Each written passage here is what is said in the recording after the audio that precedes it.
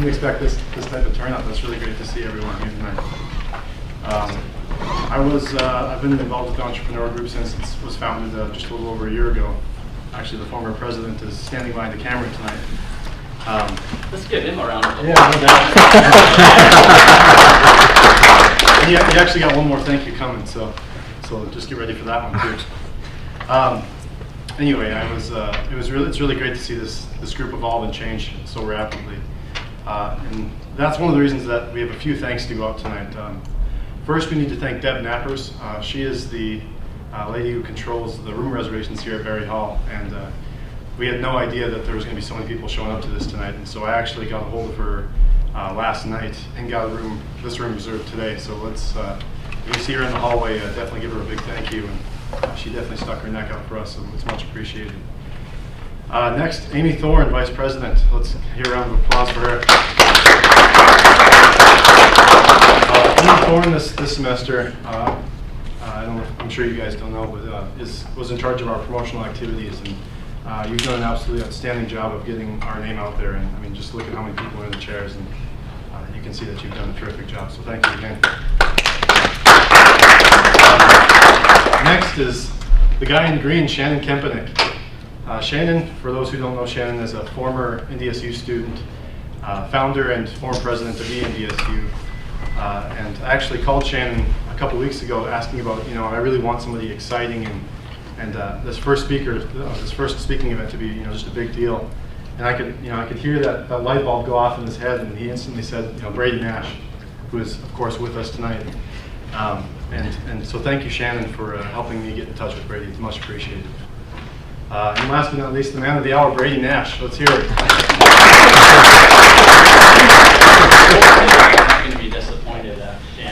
I got to be honest, when I got a call, I thought I didn't know how big it was, and Jesse was telling me it was going to be, maybe 10, 15 people, small group. So in my mind, I've got this picture of sitting around this table, talking to people one-on-one, doing some Q&A. And he's like, yeah, it just kind of depends on how many people show up. We'll see. I'm just like, all right, I don't have a problem doing that. I am not a professional speaker. I haven't done probably this in, 5, 6 years, something like that. So bear with me as I'm going through this, because my wife will kill me, but I'm shooting this completely from the hip here. I did not prepare really anything, so we'll see what I can do. But then all of a sudden last night, I started getting some phone calls from family, some people that go to NDSU, like, hey, I didn't know you were speaking. I'm like, oh, are you a part of the entrepreneurship group? No, I got this email sent out to all the student body. I'm like, you got what? They're just like, yeah, they sent out this blast. I'm like, oh my God. I'm like, what am I getting myself into here? So thankfully, I don't know whether to be happy or depressed that this went out to 14,000 people, and this is the group we have. I'm actually very happy that it's you guys, and it's not any bigger than this. One of the things I wanted to do, at the end of this, I will do some Q&A. So for those of you that can stick around, I'll be completely open. That's really our business philosophy, is being transparent. We don't really have anything to hide. But I really want to explain who I am, and the reason isn't just to talk about myself, but I think it's so important for you guys to understand who someone is, that I'm no different than you guys are, that there's nothing that was special about me, and that I think it might help, even if it's one of you guys, relate more to me, to maybe help inspire you, that you can achieve more, you can go after more, than my mission's accomplished.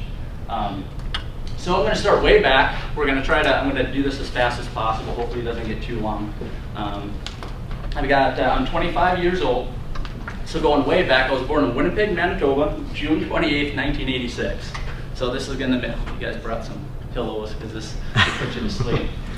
So I've never lived in Winnipeg.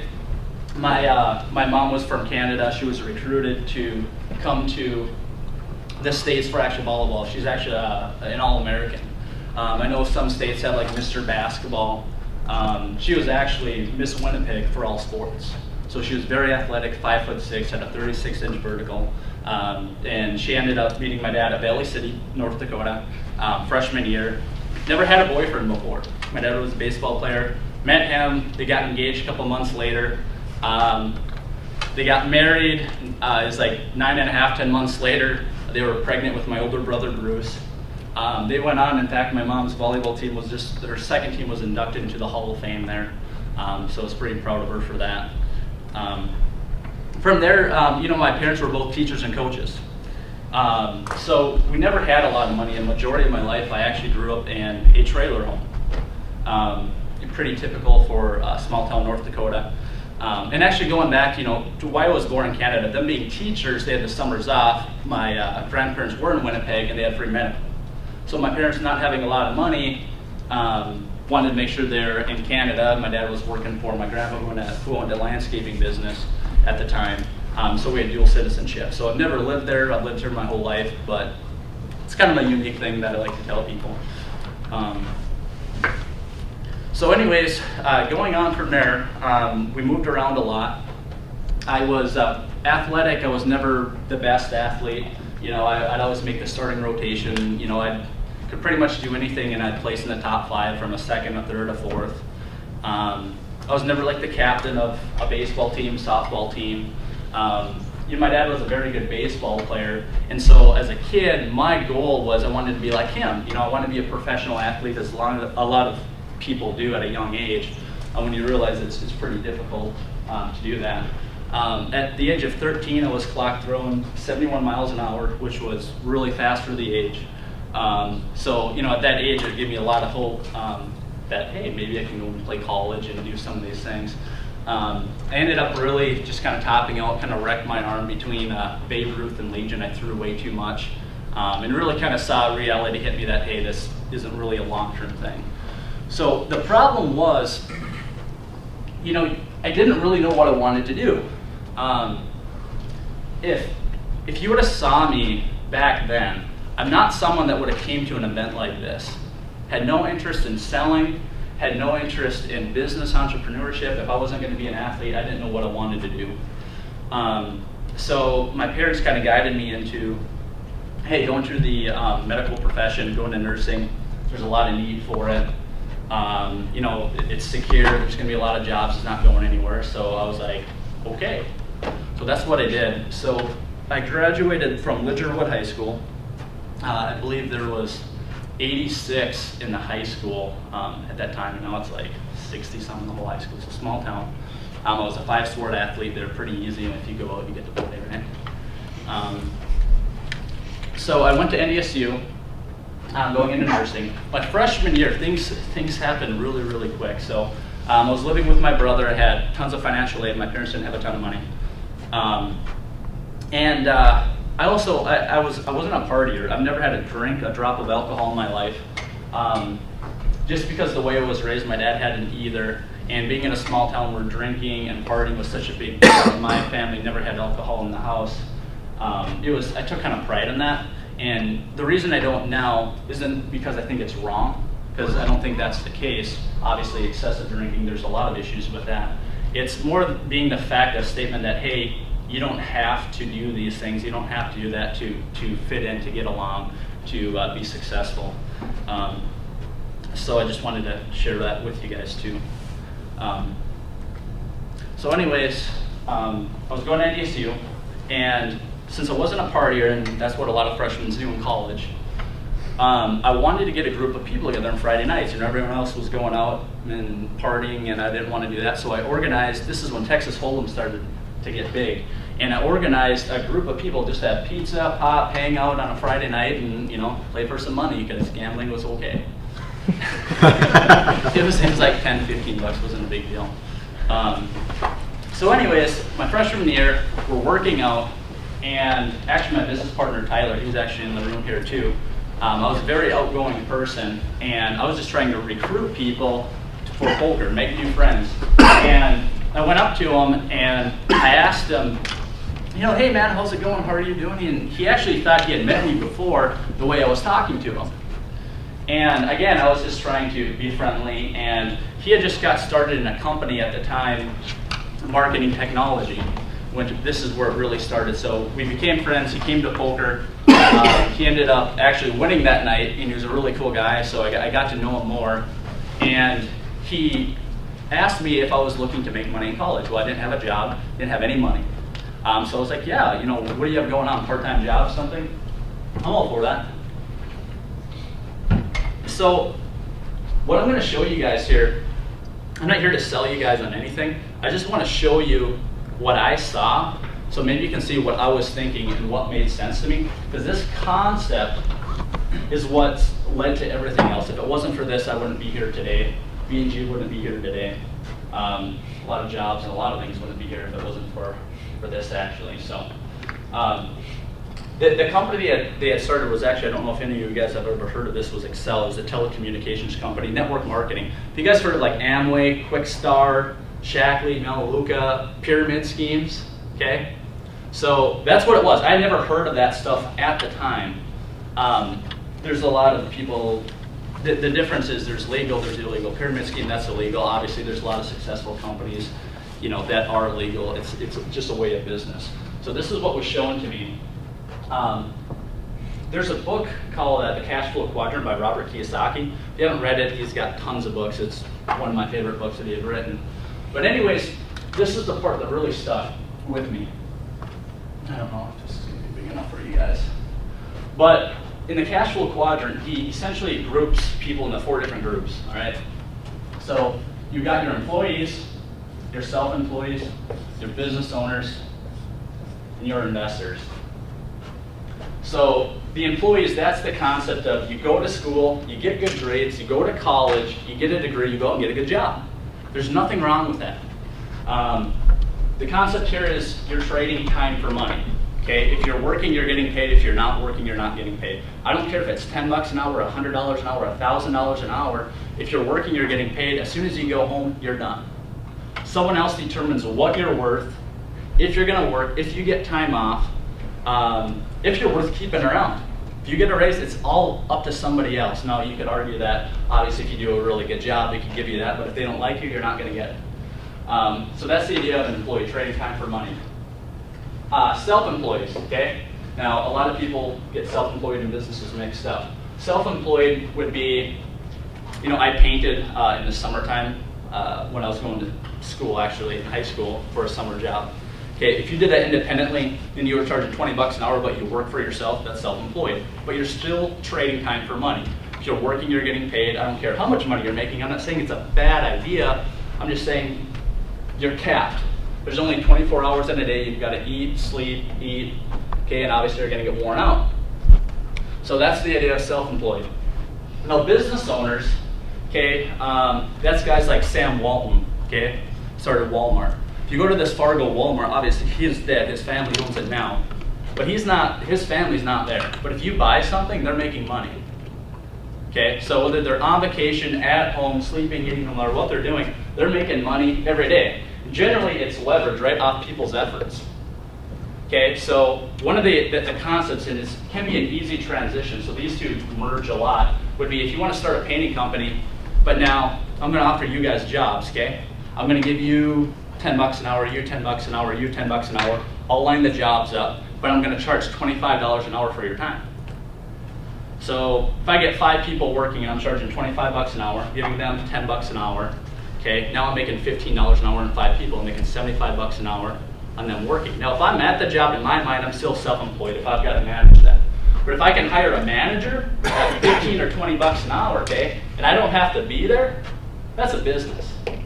I can get that guy lining stuff up and making me money. Now, all of a sudden, I've got a passive income where I'm making $75, maybe $100 an hour when other people are working. I might be on the golf course. I might be at my kid's basketball game. Okay, so it's leverage.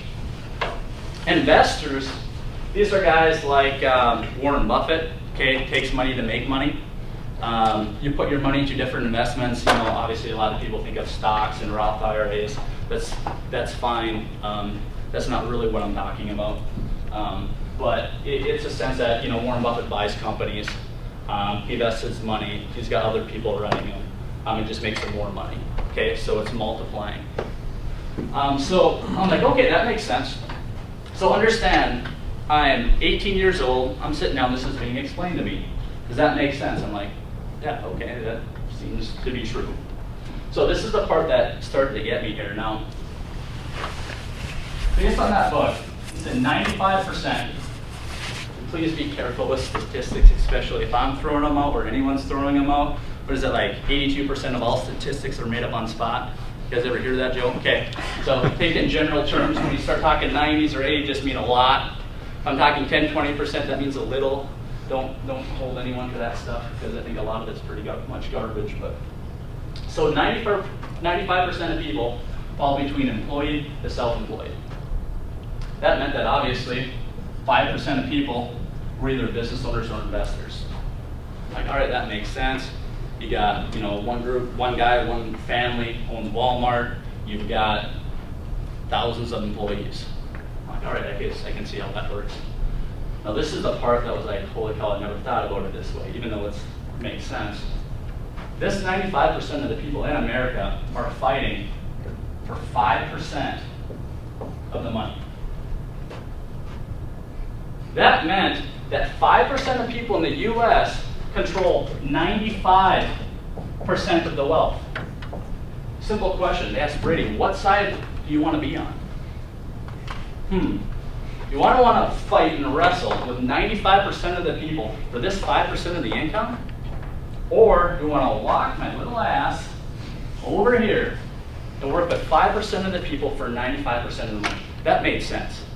Now, I didn't know how I was going to do it, but just the concept made sense, guys. That's it. I mean, I'm a very average, intelligent person that takes stuff at face value, and probably think that's why I'm successful, is I don't overthink things. Probably, if you guys are in anywhere near your last years of college, you're probably far smarter than me as far as IQ. All right. So that being said, I'm like, okay, how do you become a business owner? How do you become an investor? Now, this concept, and again, I'm not trying to sell you on that business, and I'll break it down with pros and cons. There's pros and cons of everything, but I just want you to understand. So this company, Excel, at the time was marketing telecommunications. They were selling long distance, cell phones, internet, things that people paid for all the time. So the concept was, you pay a rep fee of a couple $100, you get a welcome kit, some stuff like that, some business materials, and you can go and sell these services. Okay, so the concept was, how many people have a cell phone bill? At the time, this is 2004, cell phones were really starting to pick up as far as the amount of people that were using them. Obviously, they were around, but it really hadn't been adopted yet. Now smartphones are really starting to take off as the next kind of wave. But I'm like, okay, so I can go out and market some services to like long distance, internet, and phones to people I know. And if I can give them the same or better service, the same price, and I make money off that, why wouldn't my parents do it? Why wouldn't my grandma do it? If I can give her the same deal, but I make money on it, yeah, she'll sign up. How many people do we got to get? Well, as many as you want. Obviously, you can make more money. So the concept was get 10 customers, right? I'm like, 10 customers. You can be a customer yourself. You get paid residual. So this is the concept of residual income that I really want to explain to you guys, because our whole business is on residual. Every business now, in fact, if you ever want to sell a business, you better have residual or it's not worth anything. I'll explain that a little bit later too. So the concept was, you get customers, you get paid off their service, you can send as many as you want. Really, to start making some money, you got to get 10. Now the other concept was, you got to get 3, right? This is your level 1. And just to let you know, I have not done this in 6 years. This is all off memory. I used to do this all the time. I want you to be impressed. So you get 3 people. Can you go and find a couple more people to do the same thing? Well, I suppose I'll make my friend do it. And this Tyler was actually my upline, so I was one of these guys. Tyler was here. And actually his friend, Ryan, my other business partner, was here. And Tyler's wife was here, and some other jackoffs were up there. So you get a couple other people to sell some other services. Yeah, that makes sense. If that makes sense to me, I gotta believe I can find a couple other people, again, to do services. Well, the concept was leverage, right? So not only are you getting residual income, you also got your leverage of a business owner, and now they go out and they get 10 customers, and you get paid off those services. I'm like, holy crap, this is sweet, all right? So you got your own little business. So I know Excel went down to 7 levels. Company ended up going to 14. I'll explain here, went down to 8, so I'm going to break this out for you. So the concept was 3 get 3. So on your second level, you'd have 9 people. You guys follow me? These 3 each get 3. You guys, this guy is stupid. 1 + 1 = 2, 2 = 4. right? All right. So we'd have 9 in the second level. Well, this would go down. I don't know if you guys can see this. He's kind of doing this right models here. So it goes 3, 9, 27, 81, 243, 729, 2,187 somewhere. I jumped a level. And level 8, you got 6,561. All right. So that's how many people you have here. If 3 got 3, that's it. I was like, okay, and all I did was get 3. That's pretty easy. Well, they said the average person, that they'd have 10 customers, all right, because that's what we're all doing, getting 10 done. We'll say the average monthly bill of a contract is $25. I thought that was being pretty conservative. Okay, I think of a cell phone bill and internet and all that stuff's a lot more than that now. On this level, through all the tiers, they actually pay you 5%. So the math on that comes out to roughly, it's like $82,012.50 or something like that. That's a month, guys. So imagine me. My parents have college degrees, they work, they're some of the hardest working people I know. Grew up in a trailer home. That's a lot of money, okay? That's a lot of money. And my mind, and being an entrepreneur, you'll learn that you can't only be a glass half full, you gotta be almost a glass all the way full, and then tear it back and break out worst case scenario, and I'll kind of go through a little bit more of that later. But my mind was, okay, let's say I'm not very good, and I really fail at this. What if I 90% fail? What if I get 10%? If you guys got 10% on the paper, you probably have a big F, right? You wouldn't be in college anymore. 10% here was $8,200 a month. I'm like, geez, I don't even have to do this well, and I'm gonna make money. So I'm set, right? I'm rich. I'm 18, I'm gonna be a multi-millionaire in a matter of days. That was kind of the excitement. Well, if this was paper, I'd rip it in half and call it horseshit. The problem is the concept is good. And actually, still to this day, I believe the concept. The problem that the reason this doesn't work is the people in this room, the people in this, it's people. It's the human error. When we did these companies, understand that I made money. I didn't get paid for anything I did. But the human element, let me explain a little bit more of the story and I'll get back to that, was I got involved in this company. I got a couple services, okay? 10th day I'm in Excel. I'm like all excited. They sold me in this big vision. I'm on my way out to my girlfriend's place at the time. You know, actually working on selling her parents and some of these services about, hey, I'm going to school, I'm going to make all this money, blah, blah, blah. Get a phone call. Yeah, Brady, what are you doing? He's like, dude, you got to call in. You got to cancel, man. You got to get your money back. Like, what are you talking about? I put like $400 or $500 in. They just filed bankruptcy. So here's this company that's been around for, I don't know, 10, 15 years, worth all this money, is filing bankruptcy. So one of the things you're going to learn in this speech is there's multiple times I felt I was doing the right things and bad things happen. Things don't go according to your plan. Okay, that's not you. You know, I love my brother, and his number one problem is he always thinks this bad things only happen to him. Bad things happen to everyone. It's how you handle it, how you overcome it, decides if you're going to be successful. That decides if you're going to fail or not. Is how you handle those roadblocks. And if you keep running into it, or you just walk around it and keep going, all right? So I'm like, all right. So literally on there's like, I'm like, well, what are we going to do? He's like, I don't know. We're talking to our upline. You know, I think it's going to be good. We're going to find this new company. It's going to be great. So I go out there and I end up avoiding even talking about selling any services and everything. This is in October of 2004. It took about, I think it was 10 days, and they found this company called Fortune, which was actually a huge blessing. The thing I liked about Fortune was compared to Excel. Excel was Excel phone, Excel long distance, Excel internet. A company called Fortune High Tech Marketing, similar, they had more products, but they had partnered with industry leaders. So we were selling Dish Network, Verizon, eventually they added AT&T, they had Travelocity that was added later, they had a vitamin line that people could buy, they had long distance, they had magazines, tons of things that people pay for monthly, so it was a really good move. So I'm like, all right, luckily I didn't talk to a lot of people yet. Actually, I think Trevor, who was in the room, was one of the few guys that actually started with me there came over right away. So we started in Fortune. To make a really long story relatively short, I started recruiting, signing people up, showing the business plan just like I showed you now, and we started signing up people. I became a regional manager, which was really, you got your 3, and you had 12 people total. At that point, you just get bonuses based upon people signing up and gathering customers. So every time they get at least 3 customers, they trigger a bonus on that setup, right? So I was at the point going to college, so I was making 1,000, got up to 1,500, 2,000, 2,500 a month in my first couple of months. Guys, for college, that's what a lot of people make full-time at a job. I was doing that side, so I was feeling pretty good about where things were going, and it was exciting. I liked working with people. I liked wanting to help people be successful. There's a lot of ups and downs. You started running into negative and didn't understand why.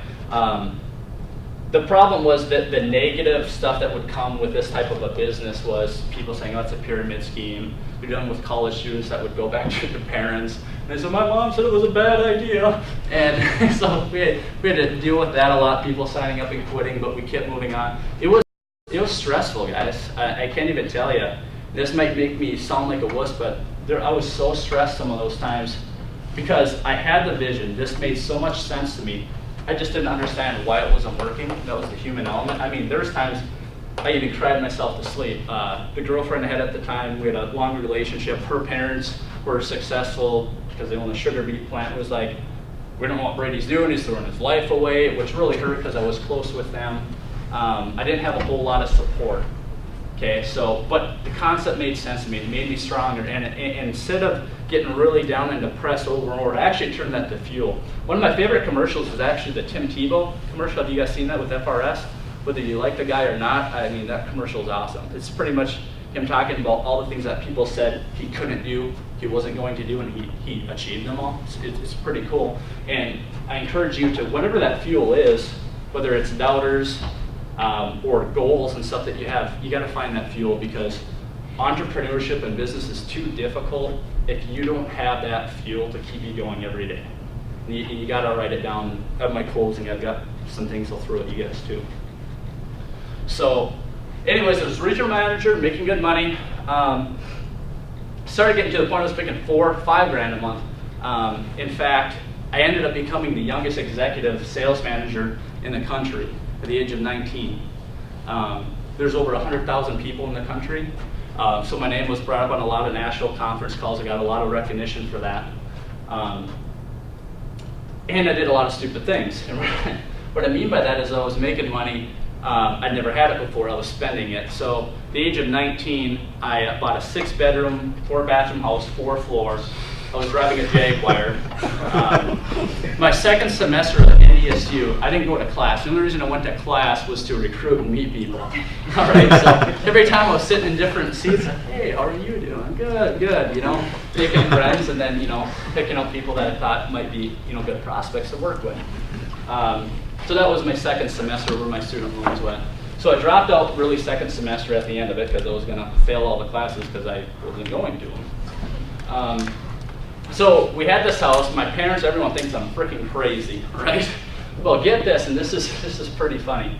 So at the age of 19, driving a Jaguar, a lot of the people in our groups were under the age of 23, 24. We had in that group 2 Jaguars, I think 2 BMWs, 2 Lexuses, a Mercedes, a couple other nice cars, some older Mustangs, stuff like that. If Brian Tice was here, I'd give him more shit about that. But so anyways, we got this house. We moved into Allison Parkway in Moorhead. It's a nice area, right? And we didn't have jobs, but we had money, right? So imagine, you know, the average age in that development was probably 30, 35 to 40, probably right around there, right? You know, older, middle-aged people. As I'm getting older, the older people become more middle-aged because they don't want to be old. So anyways, we have business presentations showing this stuff. So imagine we've got all these nice cars showing up, right, periodically, leaving. And then I'm teaching to college kids, all right, who don't always have nice cars. One day, I did 19 business presentations. I signed 19 people. And at the executive level, I was making $540 a sign-up. All right? But imagine this from your neighbors. There's this old lady, I still remember she used to peek at us through the windows, and there was one time I popped up and and we've got all these college kids, you know, driving these beaters, driving up, sitting at our house for 20 minutes to a half an hour, and then they leave. Then someone else would show up. They come, they leave. So imagine these people looking at this house. This young kid owns a house, they're driving Jaguars, I'm wearing like a beanie and a baseball cap, right? And we got all this traffic coming in and out. So of course they think we're drug dealers. I mean, you know, how else would we afford to be able to do this? I can't blame them looking back. I never looked at it then, but looking at it now, I think it's hilarious. Even one time they called the cops on us, and we had a poker thing and pizza over, and the cop actually walked into the house, which I know now you can't even do. But I didn't allow alcohol in the house. I wasn't 21. I didn't drink anyways. We didn't allow anything like that in there. So we probably had the cleanest house in the neighborhood. He's like, yeah, here there's a party, and we got this noise complaint. And who owns the house? I'm like, I do. He's like, no, you don't. Who really owns the house? And I'm like, no, I do. He's like, let me see your ID. So he had to call that in, and I mean, we had a lot of crazy stories we had to deal with there. But, so anyways, we had the house. We're doing well. I got a lot of recognition. The problem that we were having was this duplication process never happened. In a year and a half, okay, most people in network marketing that do well have signed 3, 4, 5 people. I brought 148 of them, and on 148, I personally signed over 128 of them where I did the personal presentation. Did a lot more than 3. You'd think like this level would be like $8 billion, right? Didn't happen. So the problem was the duplication wasn't happening. As much as I wanted to help people, other people didn't have the drive. I'd never left anyone hanging, but people didn't want to take phone calls. They faced rejection, didn't know how to handle it, and didn't want help. So I was getting very frustrated trying to convince people to make money, have the dream I had, when they didn't want it bad enough. But I was making money, but I was kind of looking. You know, I wanted to work with people that wanted it. I don't want to try to convince people to make money. I was like, why am I trying to make this guy make money? It makes no sense. So we were looking. So there's actually a time my business partner Ryan was cold calling for his rep to set meetings. He got a hold of this guy in Grand Forks and was trying to sell him on our business plan. The guy's like, well, what are you trying to sell me? He's like, well, I just want to see if you're interested in making money. And the guy's like, do you know how much money I make? And Ryan, you know, the little spitfire he is, he's just like, no, and I don't really give a shit. And he's just like, well, he liked the way Ryan could talk. He's like, well, I'd like to sit down and offer you a job. And Ryan's like, well, pretty much unemployable, but let's sit down and talk. And so Ryan met with him, and Ryan showed him our business plan. He liked it, but he's like, I just think you guys are working too hard for your money. How'd you like it? Well, actually, he pointed out the window, and he said, you see those people paying at the gas station? You see they're paying with their cards? Yeah. You see all the cars at the grocery store? They're probably paying on credit or debit card, right? Yeah. How'd you like to get paid every single time someone swipes a card? Yeah. Well, who wouldn't? How does that work? Well, I don't know. Those of you who know, I never thought about it before. I thought credit cards, you know, people made money when you didn't pay your balance and they made interest. Yeah, that's one of the ways they make money. There's a thing called interchange where Visa, MasterCard, Discover actually charge the businesses a percentage for them being able to take cards. So Visa, MasterCard, Discover, kind of like the government. They're making it on the backside, the middle, and then the end, all right? So he's like, okay, but we come in and we service, we help put in these, you know, the terminals, we help sell it, get people set up, and we make money every time someone swipes a card. Are you interested? Ron's like, yeah, I'm interested. He was really interested. He wasn't as good as recruiting as I was, even though I was in his downline. I was making more because I did more of the recruiting. So he was open, looking for an opportunity. And when I saw it, I saw a way that I knew I would do the work. I knew I had the motivation, and I didn't have to convince anyone else to believe in the dream, right? So when I saw a way to build that residual income, right, doing something once and being paid over and over and over and over again for that job. So I'm like, all right, let's do it. I was still maintaining my fortune in business, and the thing that really ticked me off was our upline, essentially the people up here, had a falling out with the owner, wanted to move our whole team to another company, and I called him out on it because it's a bad business move and he was doing it for personal greed. And so I didn't go. But the problem was now I'm 19, 20, in between my 19 and 20, at that age, and I'm pretty much responsible for a whole team. I was abandoned out here in North Dakota. And it's just tough to stay motivated when you're by yourself. There's a lot of things that we do in B&G that I could do by myself, but it'd be very boring. I wouldn't have as much fun, and I'd probably end up failing because I wouldn't be into it. To be honest, I believe, you know, one of the things, my friendship with Shannon, is just working with like-minded people, and that's why he started this, was to sit down with people like you, people that want those things, that want to talk about them, that want more out of life, are willing to put time into it. That's why you guys are here. You guys wouldn't be here if you weren't interested in achieving a little bit more.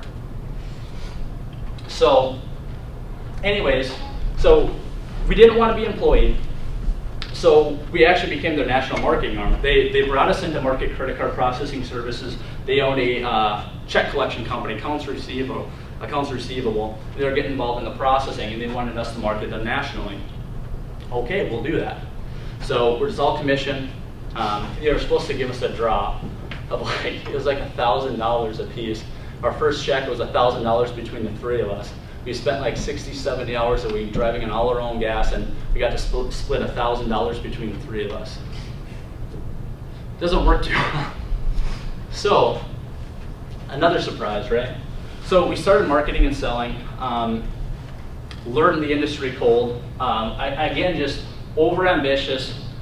We're not afraid to make mistakes. One of the things in business, don't ever be afraid to make mistakes. A lot of people overthink and try to have all the details worked out, and I'm not trying to say don't do research. Just don't overthink things, guys. Was it Michael Jordan that said you miss 100% of the shots you don't take?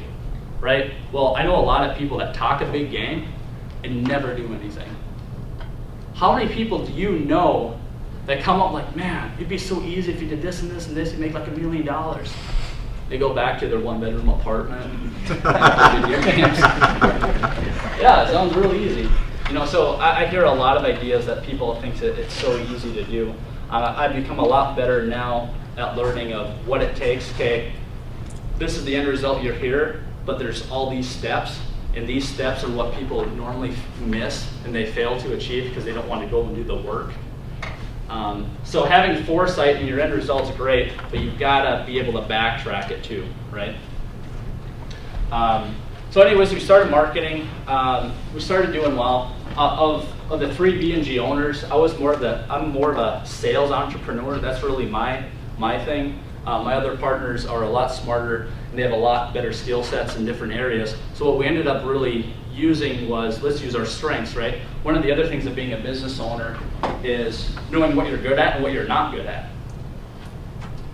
I am very, very not talented in a lot of areas. There are very few things that I'm good at, and I just beat the hell out of it, okay? I just try to focus on these things that makes me look really good. There's a lot of things I'm horrible at, and I partner with other people that have integrity, trust, that I can work with because they have those skill sets.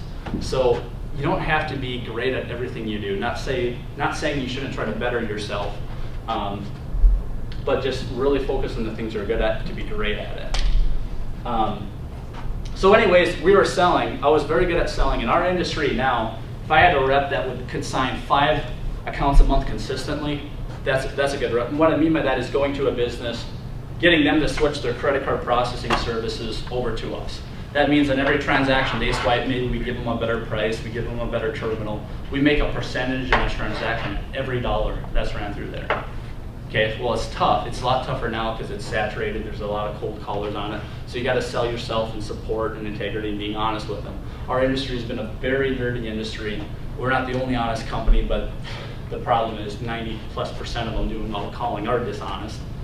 So the pros and cons of that are, when we do a good job, we don't lose accounts because they've been screwed over so many times. Once they get with a company that takes care of them, they're loyal. So that has helped us. But getting back to when I was selling, I got to the point because other places were selling terminals, leasing terminals, okay, for a high dollar amount, ripping people off. Essentially, these credit card terminals cost $300 to $400, okay, wholesale, when we're buying them. And you can even get some cheaper now, $150, $200. They were selling them for $50, $60, $70, $100 a month in a 4-year non-cancelable contract. That's not including their fees. You know what we did? We went to them and said, I tell you what, I'll give you that terminal for free. Honestly, as long as you'll work with us, we'll put it in there for free. I'll take care of you, and I'm going to save you $30 a month on your processing.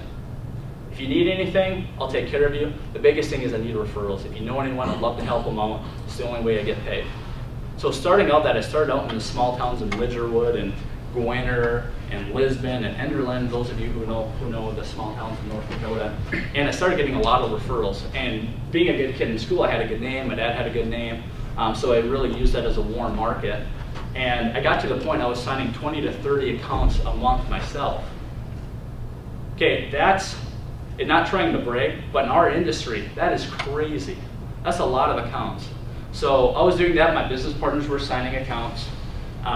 Inside of a year and a half we had built is like $11,000 a month residual income. Meaning if we didn't do anything, we're making 11 grand a month.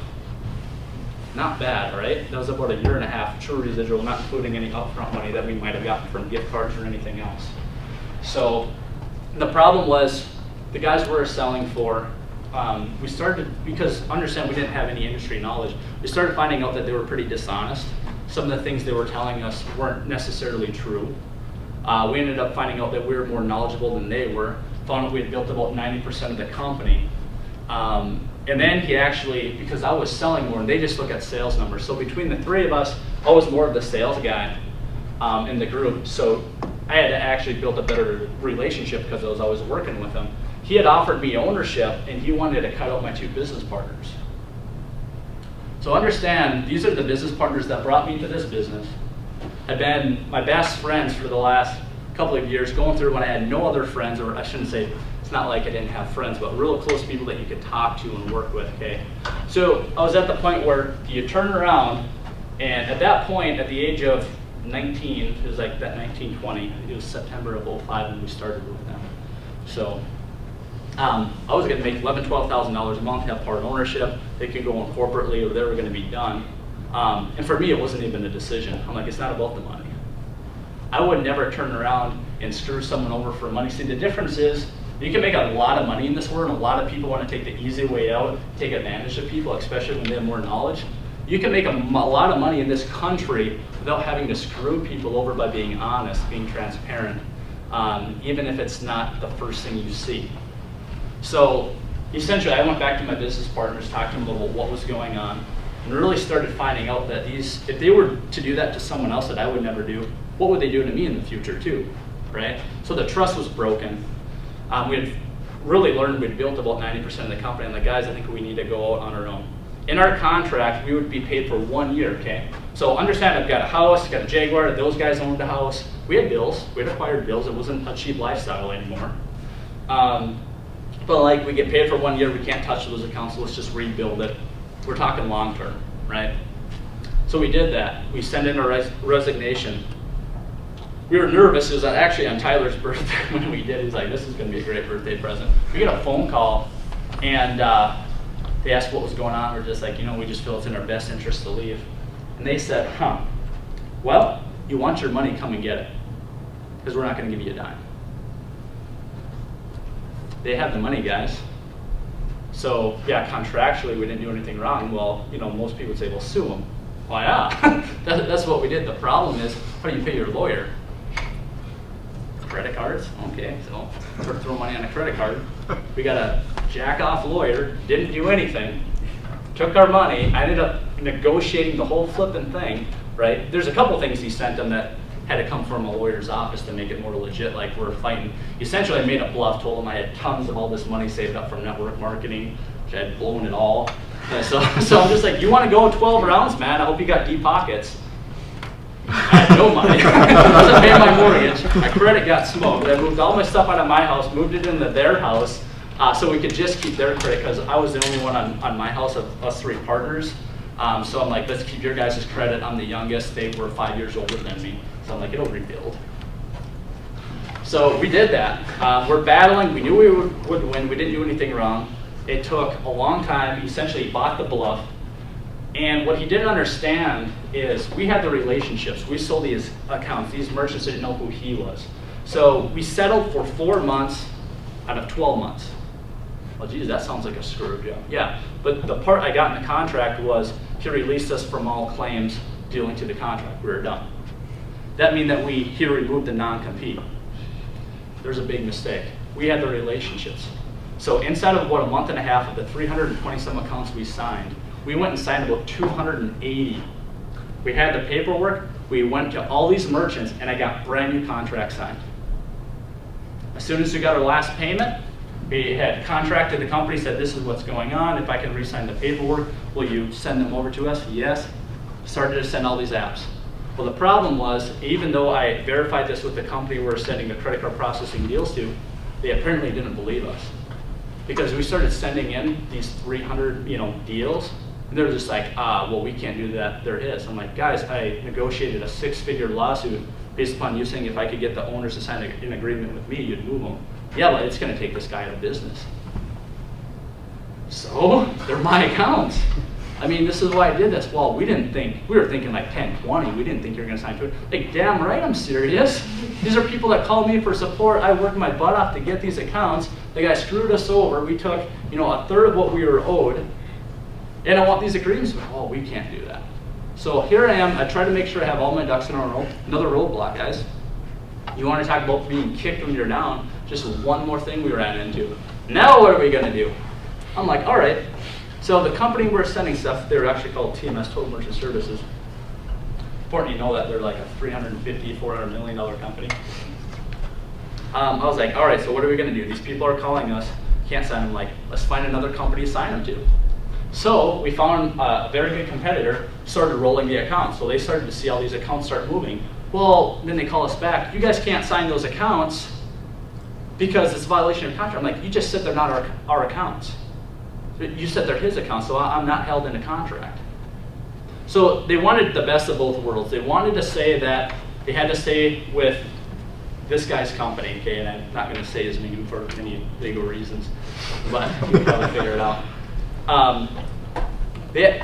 They wanted to say that they're his accounts. They really just didn't want to do the work, but they wanted to hold us saying that we couldn't compete and take the accounts. I'm like, you can't have best of both worlds. Either you move the accounts, or we're going to take them because he's not servicing the accounts. So it took about a year because we were taking accounts. I ended up proving that he was rolling those accounts to another company, and they ended up terminating him for full clause, and we got all the accounts, including the ones he had signed, moved over to us. So it took about a year and a half. We finally got all the accounts back, and it was like a $14,000 a month residual. But at that time, understand, well, what are we doing? Well, we just started re-signing accounts. So when we got that, it was a huge boost to our income. I can't remember exactly where we were at financially as far as the residual then. There's so many numbers going through my head. So, but I just want you guys to understand the ups and downs, the ups and downs. So twice going into this business, I built to the point where I could make 5 figures a month, depending on the month, and pretty much had to restart over from scratch. So it sucked. I wouldn't want to do it again, but I'm glad I went through it, because once, you always hear the people talk, once you make your first $1 million, the second and third are really easy. Well, once you've done something, doing it again is just doing work. It's not saying it's fun, but you know how to do it. You've got a blueprint.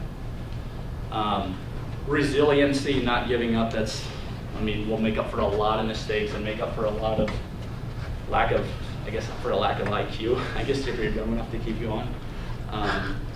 So we had built this company. We were doing our own processing. We started recruiting, getting more agents. We actually became a registered ISO for a company called First Data. They're the largest payment processor in the world.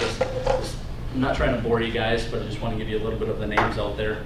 Wells Fargo uses them. I hate Wells Fargo, but they're a big bank. If you ever want to talk to me about Wells Fargo, I'll show you how much money they're taking from. It's really, really bad. The 7 years we've been doing it. So don't put this on YouTube. So anyways, the payment processing kept building.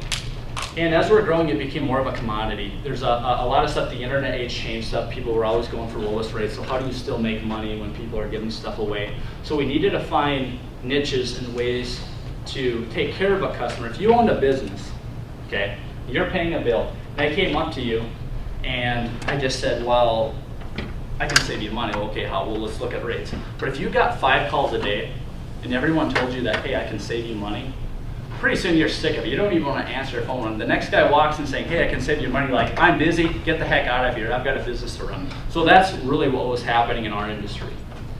So how do you separate yourself? One, we were local. truly local as a company, so that helped. We had a good base, so we got references, referrals, that helped. But really on a grander scale, how do you take care of people and offer more value?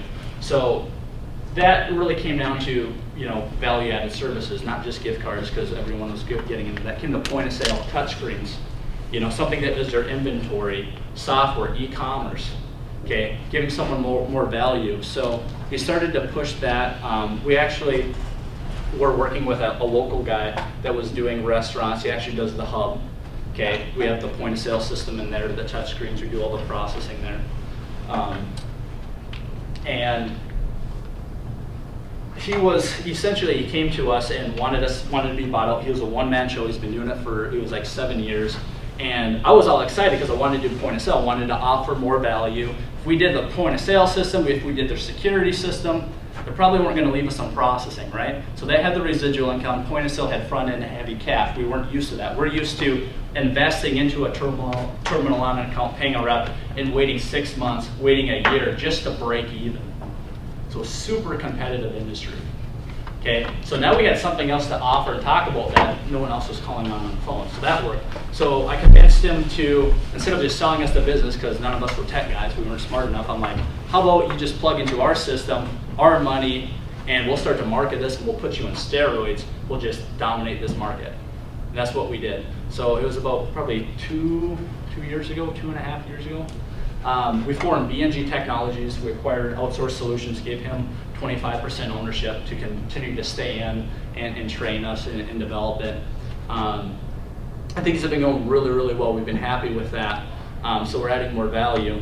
And in fact, this year has already, actually 2011, we were named ASI's as restaurant managers. They have 150 dealers and 6 countries, and we were named the 2011 Rising Stars, which was cool and unexpected. In fact, I was half paying attention when they announced us to come up to the stage. I was like, well, what are we going up for? So, next year, I think we're going to bring up hats with propellers on top when we go up there. But so this year is going really well for us. The next big thing for us was how do we really separate ourselves, go after big companies like Excel Energy. We were approached by them. And we really weren't set up. The problem was sometimes selling. Talk is cheap, right? And when you're a good salesman, you can talk really big, and the problem is it can create a lot of problems. So when you're going and selling solutions, you come back and tell your tech guy, is like, you told me we could do what? I'm like, yeah, can we do it? We'll make money. He's like, no. Like, figure it out. He's like, okay. So we really wanted to get to the bigger companies. So small companies use credit card terminals. Now we've got the mobile phone apps. We got all the iPhone, iPad type stuff, Android stuff. There's always stuff we're developing now. We've got the point of sale, but really big companies have custom software. So the next point was, how do we get into this? We're not software programmers. My younger brother was actually at NDSU going into software. And actually, he decided I wanted him to finish. So at least someone in our family of the kids had a college degree. But he opted out, and he's just working for us now. I'm doing software development. But then we partnered with a software development company to tie our credit card processing services, brought them in-house. So now we actually do customized solutions for huge companies, again, tying in our processing. So we really focus on niche markets to provide greater value, less competition, better margins, other than just being a commodity. So now you know a little bit about our business, and if you guys ever want to talk more about what we do, I'd love to do that. So from the software, we got the technology done. There's a couple things I wanted to finish up here, and we'll do some question answer after. If you guys are really interested in business, it's not just our industry, it's anything. There's a couple key concepts and things. And what I love about network marketing, okay, even though I'm not involved, it's a cheap investment. Guys, there's no business that you're gonna start up for $300-400 and put time into to give you the experience that you need to be successful in business. Guys, I mean, franchise, you're talking hundreds of thousands of dollars. Just lease space, all this stuff that you guys want to do, it's expensive. So when you guys hear this stuff about network marketing, there's pros and cons of it, and I've got friends making hundreds of thousands of dollars a month. So Does this happen? Yeah, I've seen it happen, but 1% of 1% of 1, it's tough. It takes a special individual a lot of work. I've got a friend in the cities that's making consistently 25 to 35,000 a month. My problem with it was the residual aspect of it. You know, the most I made was $300 when I was making 5 figures in a month. Okay, and when he's making $25,000, $30,000, his residual is like $800 to $1,000. A lot of it's constant recruiting bonus, and that's the one part I have a little bit of an issue with.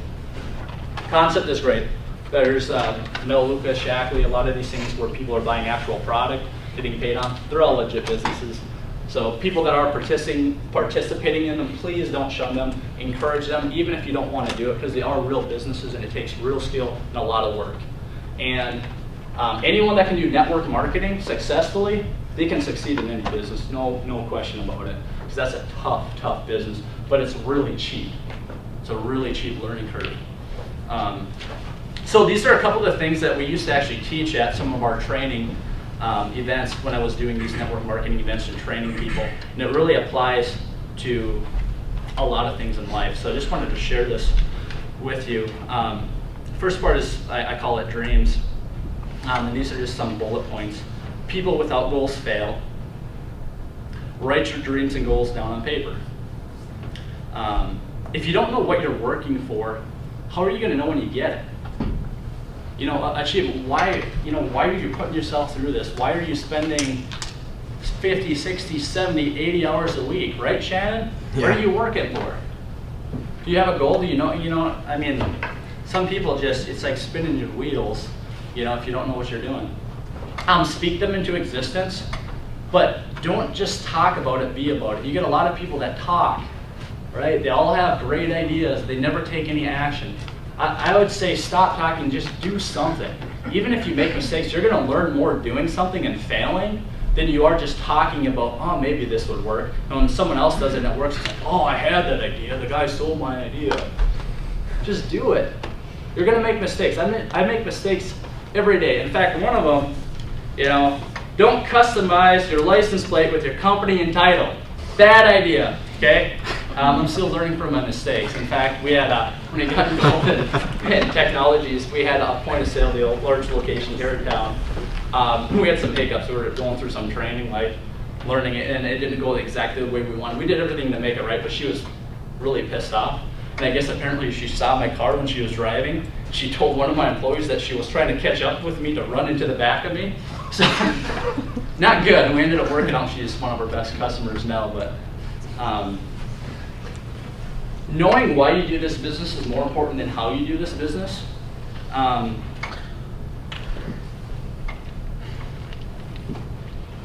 Why? Again, it comes down to why you do something. That fuel is just so important. I can't express it enough. And guys, it's not about being a millionaire, a billionaire, whatever it is. It's not about being greedy. Just because you want to make money doesn't mean you're greedy.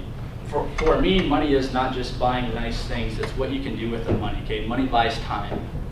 You know, I've got a 15-month-old daughter, I love her to death. I want to spend more time with her, okay? Family's important to me. I hope it's important to you. But at the end of the day, if you can't pay your bills and you've got to work, you probably don't get to value that time.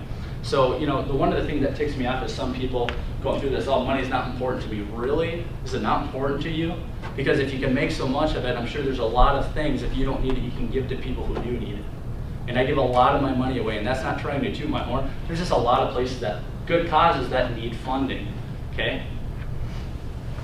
A clear dream does two things. It creates perspective and perseverance.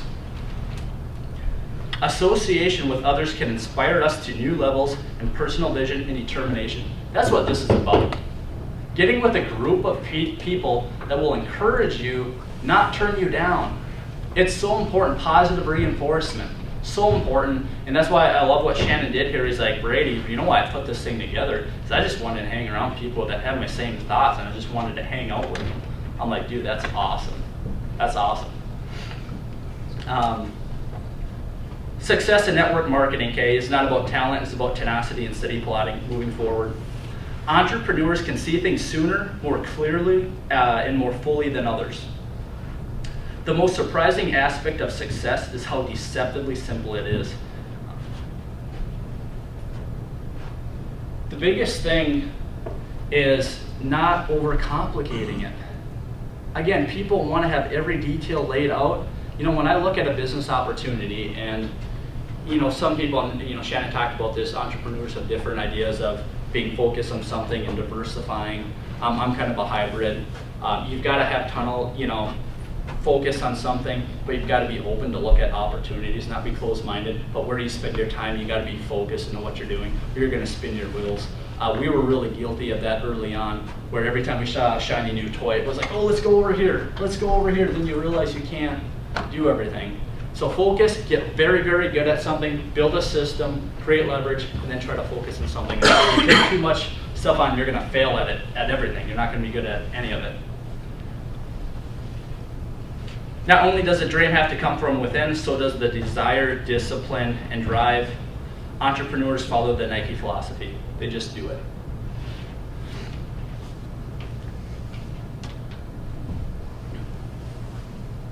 Objections, okay? When you decide to better your life, and this is really focused around the network marketing, but if you guys ever come across objections dealing with people when you're going into a business, maybe some of this might help you out. When you decide to better your life, others won't. In order to succeed, you have to know what to expect from the people you will be dealing with. Not all people will see things the way you see them. Look at who you take advice from.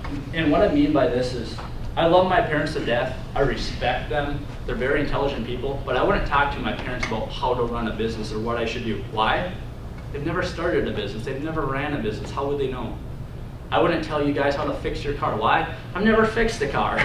I don't know. I'm not going to pretend to know stuff that I don't. So when you're looking for advice, just because the person is someone you know and trust, are they in the position to actually give you real advice? Not just about like that they care about you, but what you're really asking for.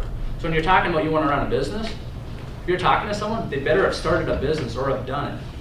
Not in theory, not in a book. Have they done it? Otherwise, take it with a grain of salt. Doesn't mean that the people that haven't started a business can't give you good ideas. I'm just saying a higher percentage of the time, you better talk to someone that's already done it or is where you want to be, right? So in all aspects, not just a business, whether it's sports, you probably want someone that's played basketball or, you know, as coach or has got some experience, right?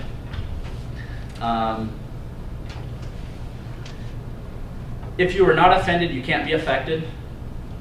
Your confidence will crush all objections. One of the things in sales is being confident. Well, knowledge creates confidence, right? A lot of people that I hear a lot of times, me being a more sales-oriented CEO, say, well, I'm not a salesperson, I'm not a salesperson. Well, you better be. And the reason I mean by that is selling isn't just selling objects, okay? It's not just selling an item, a product. If you're coming, even if you want to be an employee, there's nothing wrong with that. I'm not trying to bash that either, guys. But if you want to be an employee, you're coming to us. If you're applying for a job, you're selling us and why we should hire you. If you're going to be in business and you want a bank loan, you're selling that banker on why he should give you that money. Okay, a lot of us are salespeople, we just haven't realized it yet. You go and you beg your parents, when you're a kid, can I take the car out? Can I go over here? That's a form of selling. Maybe not very good selling. Girls are better at it than we are. Okay, but it's selling. So a lot of people get scared of the terminology sometimes, but I want you to really embrace it and think about perspective. Because really selling is just being knowledgeable and sharing information that are facts. One of the things that's really helped me sell is I've always been very choosy in what we were selling and selling good products. So I believed in what we're doing. In my mind, I've got the easiest job in the world because I can sell something, I can save people money. I know I'm going to give them the best support because I'm doing it. I have confidence in myself that I'm not going to let someone down, and if I did, I'm going to make it right. So that's pretty easy to do that, right? So I can save them money, I'm going to back it up. Why wouldn't they give me the shot? I got experience now. So for me, when I'm sitting down with someone, I'm like, there's no reason this person shouldn't work with me. And I think that comes through. So being confident about whatever you're doing is going to be a big deal on anything you want to do. Arguing with fools makes you a fool. Don't fight with people. If they want to think the other way, say, hey, to each their own, move on your way, don't waste your time. People will have many reasons why not to become a millionaire. If you want to become a millionaire, you cannot let any reason get in your way. Again, this is network marketing, talk, and obviously it's all about money for them. But a lot of people will have reasons not to do something. If you want to do something, you better be thinking about the reasons you're doing it, not the negative side. Excuses are nothing but lies. Pride lets people make excuses. When people, where is it at? It's actually on here. It's actually dealing with, here it is. It's actually, this is from a book called A Dare to Dream and Work to Win by Tom Barrett. It's actually a friend of our network marketing. His uncle wrote the book based upon it. You can work your business full-time or part-time, but not spare time. When someone says they do not have time for something, they have stated a priority, not a fact. Okay? In the last, 5 months, I'd probably put on 30 pounds. Okay? And I'd say, well, I haven't had time to work out. I've been super busy. My wife's working late. I got to take care of my daughter. At the end of the day, I just didn't make it a priority. I didn't make it a priority to eat healthy. Didn't make it a priority to work out. What I can say is I just don't have time. Big difference. Okay, what are your priorities? So just understand that. Grow your business in the nooks and crannies of your daily life. When you're after something, you want something, you're going to have to completely commit if it's going to work. Because if you're not committed to it, if your competitor is, they're going to knock you out. You better be better than the next guy. You better work harder. All right? Especially if he's more talented than you. Success is not about being a racehorse. It's about being a pack horse. Be clear about what you want out of your business before you decide what you will put into it. So if you want to build this huge company, have all this stuff, you better be willing to put the time into it. You can't half commit. And I think I read the rest of this stuff. You know, the biggest one is entrepreneurs, again, follow the Nike philosophy, they just do it. In closing, guys, I just encourage you to go after whatever your goals are. Surround yourself with the right people. The people in this room is a great start. If there's anything I can do, I'll put my email on here for you guys too. You can stop by the office, check it out if you want to set up a time to talk about any ideas. I'm always open. I love entrepreneurs. I don't have a whole lot of time to do any more stuff. Tyler and I are working on being very focused on what we're doing, but I love to talk with any of you. It's Brady, those of you who have pens, brady.n@bngteam.com.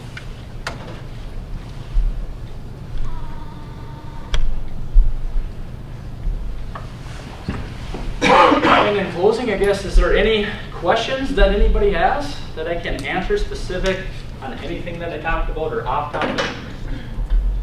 If I don't know, I'll just tell you I don't know.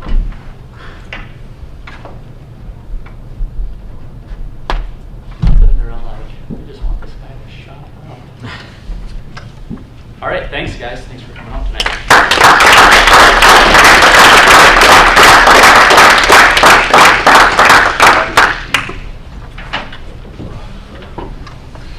Guys, well, let's give one more round of applause for Brady.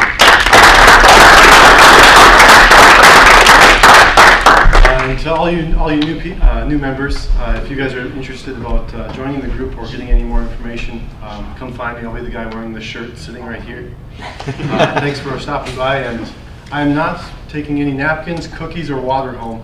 And so in order for everybody to leave this room, those all need to be gone. So, I mean, bring some to your mom, your dog, I don't care, just get rid of them. And thank you all for showing up, appreciate it. Thank you.